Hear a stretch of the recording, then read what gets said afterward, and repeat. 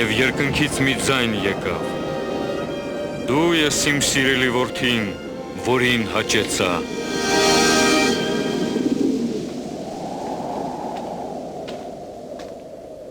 Հիսուսը գրեթե 30 տարեկան էր, երբ սկսեց քարոզել։ Սուրբ Հոգով լցված նա վերադարձավ Հորդանանից։ Հոգին առաջնորդեց նրան անապատ, ուր 40 օր փորձվեց սատանայից։ Այդ միջոցին նա ոչինչ չկերավ։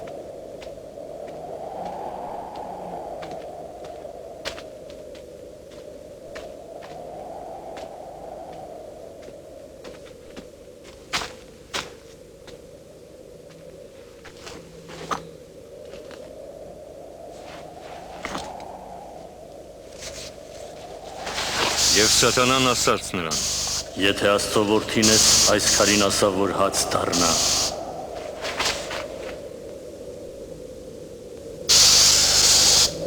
Գրված է.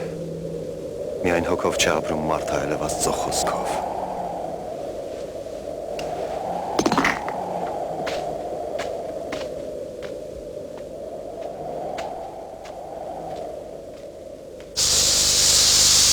Հետո սատանան տարավ նրան մի բարձր տեղ եւ ցույց տվեց աշխարհի բոլոր թագավորությունները։ Այս բոլորը քեզ կտամ, որովհետև ինձ է տրված, եւ ում որ կամենամ կտամ նրան, այս բոլոր տեսածներդ քոնը կլինի, եթե ինձ երկրպագես։ Գրված է, թե քո Տեր Աստծուն պիտի երկրպագես, եւ միայն նրան պիտի ծառայես։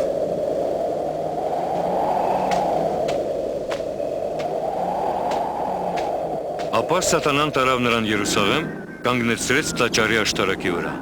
Եթե Աստծո որդին ես, քեզ այստեղից ցած գցիր, որովհետև գրված է.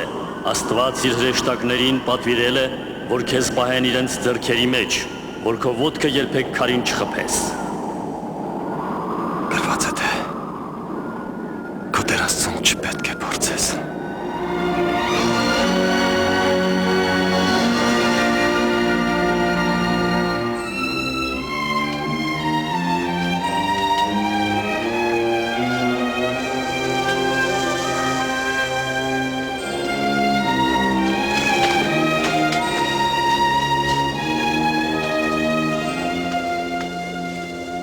Հիսուսը եկավ Նազարեթ քաղաքը, որտեղ մեծացել էր։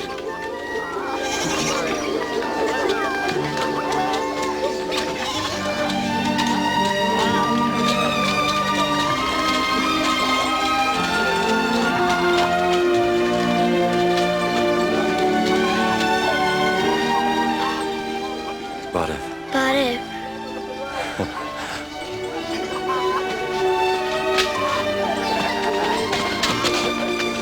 Եվ նա ըստ իր սովորության ժողովարան գնաց։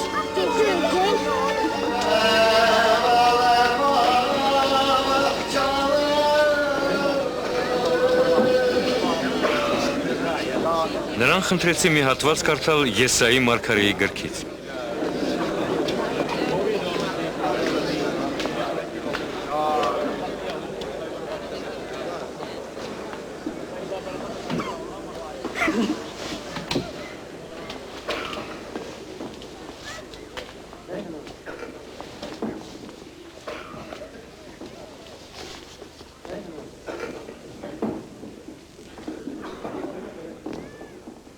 Տիրոջ հոգին իմ վրա է,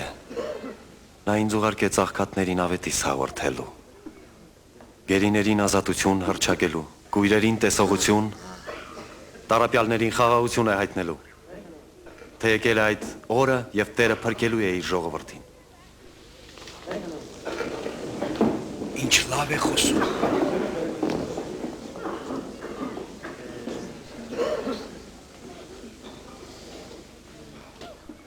Եվ այս գրվածքները իրականացան այսօր, ինչպես որ լսեցիք։ Գրվածքներ իրականացան։ Բայց միայն Մեսիան կարող է կատարել դրանք։ Դա ինչպես եղավ։ Անկասկած պիտի այս առակը ասեք, բժիշկ ինքդ քեզ բժշկիր։ Պիտի ասեք նաև, ինչ որ արել ես Կափառնայում քաղաքի մեջ, նույնը այստեղ կատարիր։ Եվ ես ասում եմ ձեզ, մարգարեն ընդունելի չէ իր քաղաքում։ Եվ Հիսուսը ինքն իրեն այսպես ներկայացրեց մարդկանց։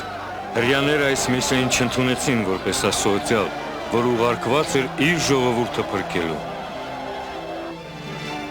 Եվ նրանք տարան նրան քաղաքից դուրս, մինչև դարավանդը, որպեսզի գահավեժանեն։ Բայց Հիսուս անցնելով նրանց միջով հեռացավ։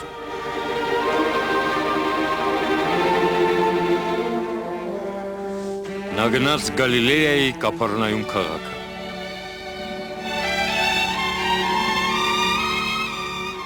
Ամեն տեղ զգալի էր հռոմեացիների տիրապետության ազդեցությունը։ Ժողովուրդը սպասում էր, որ Մեսիան իրենց ազատի բռնությունից։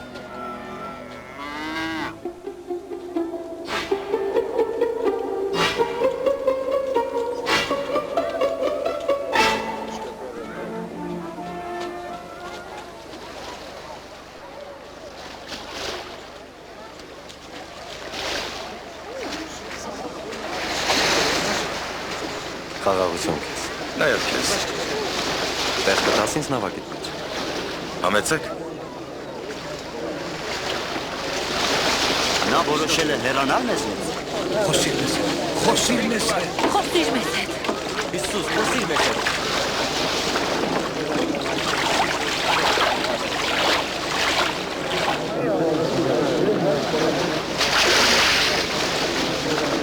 Մի անգամ երկու հոգի տաճար եկան աղոթելու։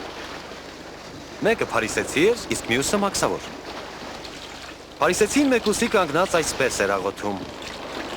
Աստված իմ շնորհակալ եմ, որ ես ուրիշների պես գող, չարագործ եւ շնացող չեմ։ Շնորհակալ եմ, որ այս մաքսավորի նման էլ չեմ։ Շաբաթը երկու անգամ ծոմ եմ պահում եւ 10-րդ տալիս։ Իսկ մաքսավորը, որ կանգնած էր մեկուսի, չէր էլ կամենում աչքերը երկինք բարձրացնել։ Այլ կուրծքը ծեծելով ասում էր. Տեր, ներիր ինձ մեղավորիս։ Ասում եմ ձեզ, մաքսավորը տուն վերադարձավ ավելի արդարացած, քան փարիսեցին, որովհետև ով որ բարձրացնում է իր անձը, կխոնարհվի, իսկ ով խոնարհեցնում է իր անձը, կբարձրացվի։ Այժմ պիտի նավարկենք դեպի ծովի բացերը։ Ընկերների տասա, որ ուրկաններով գան։ Վարդապետ, ամբողջ գիշեր չաչարվեցինք եւ ոչինչ չորսացինք։ Բայց քեզ համար մի անգամ էլ կփորձենք։ Ակո, Հովանես։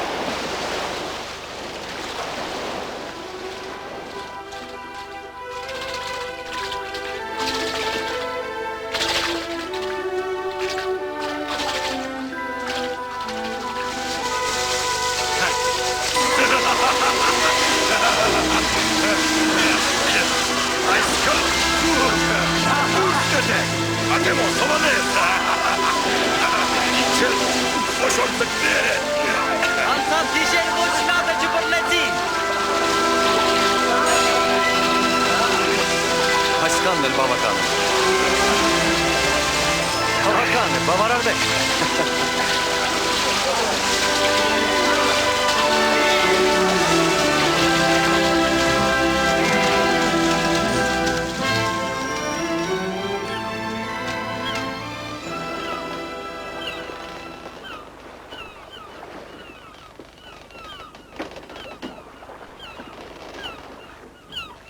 Ինձ նեթերու գնատես։ Ես մեղավոր մարդ եմ։ Մի վախենա։ Այսուհետև մարդ պիտի որսաս։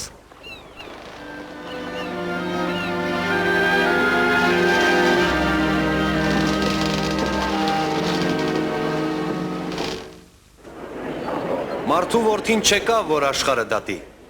այլ նա եկավ, որպեսզի աշխարհը փրկի։ Ջախջախվածը նա չպետք է փշրի, մարմրող պատրույկը չպետք է մարի։ Նա պետք է Երևան հանի իրավունքը, նա պիտի չտկարանա և պիտի չթուլանա, մինչև որ երկրի վրա արդարություն հաստատի։ Եկավ, տեսեք։ Հիսուս, Յութայեմ աղջկան, 12 տարեկանը, մահամերձ աղերսում եմ փրկիր նրան, եկ ինձ հետ Հիսուս։ Հայրոս, ետար։ Հիսուս։ Աղջիկդ մեռավ։ Նեղություն մի դու վարդապետի։ Մի վախենա, հավատք ունեցիր, և աղջիկդ կարողչանա։